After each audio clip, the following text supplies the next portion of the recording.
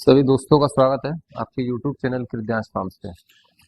तो आज का जो विषय है हम लोगों का वो लंपी बीमारी पे है। लंपी जो कि इस समय भारतवर्ष में बहुत काफ़ी तेज़ी से फैल रही है और ये अधिकतर गौवंश में देखने को मिल रही है।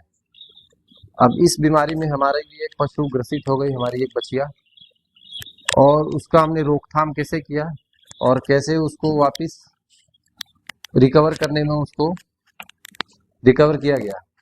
तो आगे की वीडियो में हम आपसे शेयर करेंगे कि क्या हमने फॉलो किया, कौन सी दवाइयों का प्रयोग किया, कौन से इंजेक्शन का प्रयोग किया, ताकि अगर आपके वहाँ भी अगर ये लंपी की बीमारी आती है तो आप स्टार्टिंग कंडीशन में क्या कर सकते हैं ताकि उसको आप वहीं रोकथाम कर दें। अब आप देख सकते हैं इस बछड़े में भी कुछ सिम्टम आए थे हल्के फुल्के, लेकिन हमने स्टार्टिंग में ही इसका रोकथाम किया।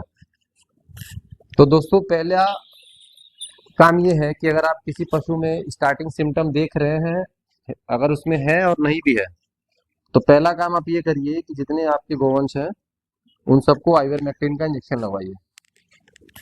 तो आइवरमेक्टिन का इंजेक्शन लगवाने से ये होगा कि जो अगर वो बीमारी आने वाली होगी, मुख्यतः ये स्किन डिजीज है और ये स्किन में बड़े बड़े दाने पड़ जाना, फिर बाद में उसमें जख्म हो जाना।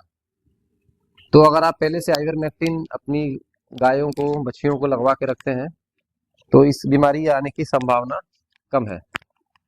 अब आगे हम आप लोगों को दिखाते हैं कि कौन सी बच्ची हमारी इस बीमारी से ग्रसित हुई थी और हमने उसके लिए क्या रोकथाम किया कि अब वो वापस रिकवर हो रही है। तो देख सकते हैं यही वो बच्चिया है जिसने, जब इसको लंपी हुआ तो 6 से 7 दिनों तक इन्होंने चारा वारा सब छोड़ दिया था।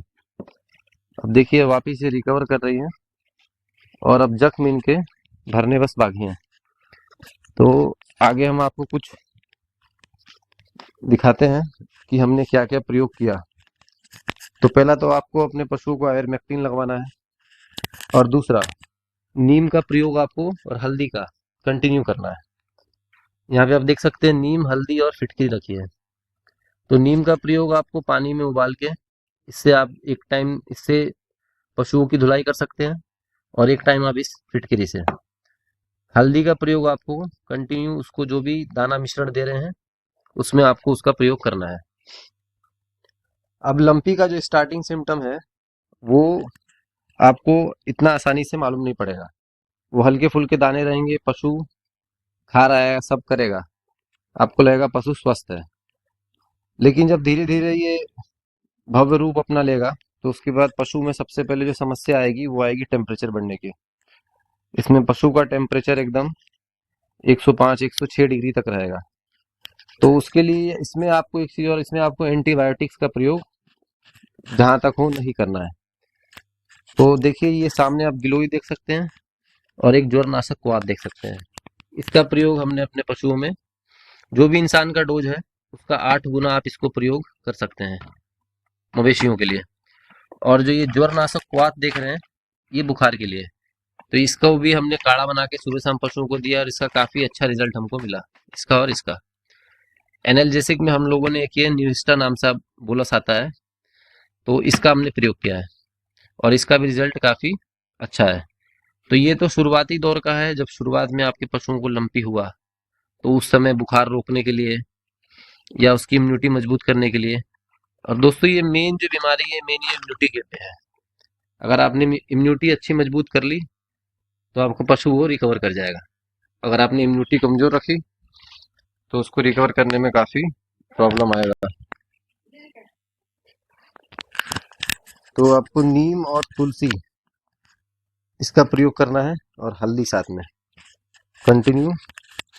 अब ये जब लास्ट में आपका पशु चारे पे आ गया है, खा रहा है, उसके बाद जो उसके जख्म है उसको भर जाए आसानी से, उसके लिए आपको ये टिश्यू हील टैबलेट का प्रयोग करना है।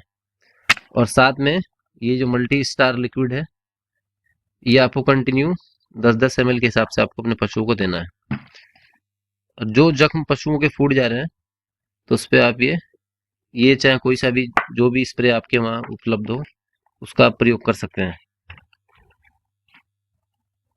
तो ये कुछ बातें थी जो हमको ने कहा आपको शेयर करना चाहिए, क्योंकि हमारा भी इससे एक पशु ग्रसित था और उसको हमने रिकवर कर लिया है।